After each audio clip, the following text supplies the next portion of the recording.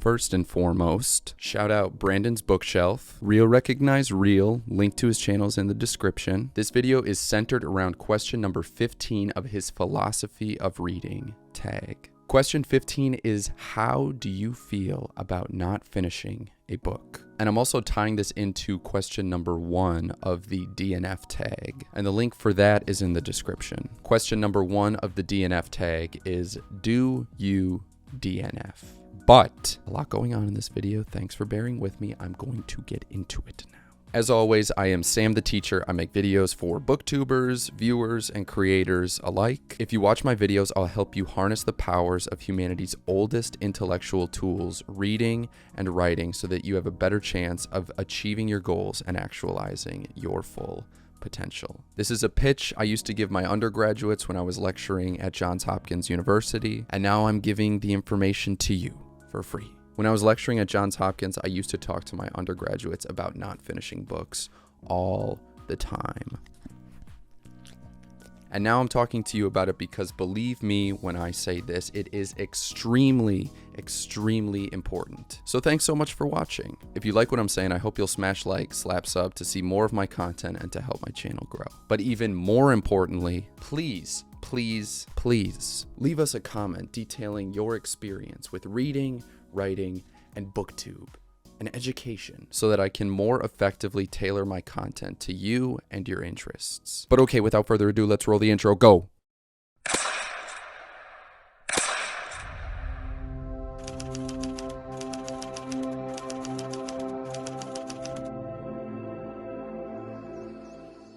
How do I feel about not finishing a book? Philosophy of Reading tag question 15. DNF tag 1. I'll start by telling you how I used to feel. I used to feel guilty about not finishing books, which in hindsight I think is normal. But even when I was starting graduate school at Hopkins, I felt like I had to finish every book I started. And I was reading like every book that was assigned, which came out to like 30 a semester. And then one day, one of my cohort said to me in passing, she was like, oh yeah, I used to feel guilty about not finishing books. Now I don't feel guilty. Time is valuable. I'm paraphrasing. That's kind of how the memory has set, more or less. Were those the actual words? I have absolutely no idea. That conversation was a couple years ago now. Side note, shout out to the wonderful writer that told me that, Emma Bogdanoff. I hope she's okay with me sharing her name. Emma, BogdonOff.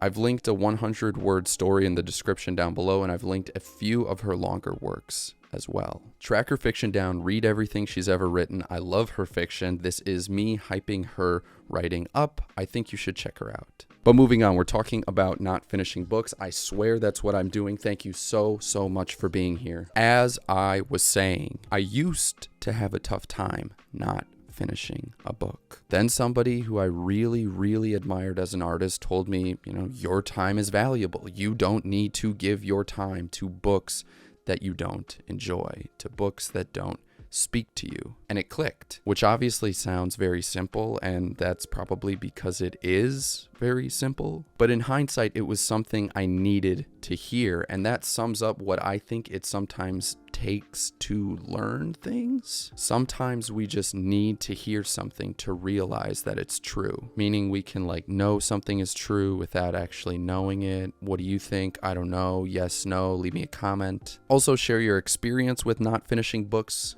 in the comments. How do you feel about not finishing books? Our feeling is that time is our most valuable possession. Time is our greatest luxury. I don't think it matters what book you're reading. If it doesn't speak to you, consider putting it down. Obviously, if you're in a class, you might have to finish it, so I can't help you there. I'll add here that books are mirrors. They can teach us about ourselves. Do you agree? I am once again plugging the comments. But let me offer up an example, and I will draw from personal experience. Let's talk about book recommendations. I love Marcel Proust. I love In Search of Lost Time. The novel changed my life. It changed how I think about novels and writing and art. Also memory. But let's say that I recommend In Search of Lost Time to you, which, if you've watched my videos, I have. at some point, forgive me. My point is that if you take my book recommendation and you read Proust, but you don't like Proust, then by all means, put the Proust down. And also, please bear with me as I continue to be the person who pushes Proust. But where am I going? I am of the opinion that you shouldn't give your time to any book that doesn't capture your attention. If you disagree with me, I understand your disagreement, and it is for that reason that I ask you to leave a comment in the comment section down below detailing your disagreement. I am of the opinion that you shouldn't give your time to any book, to any piece of art more generally, that doesn't immediately capture your attention or speak to you. The way we get the most from the art that we consume is by finding things that we love, by finding things and giving our attention to things, to works that we care about, that engage us, that speak to us, which isn't always easy, but I think it is meaningful nevertheless. So my answer to the questions posed,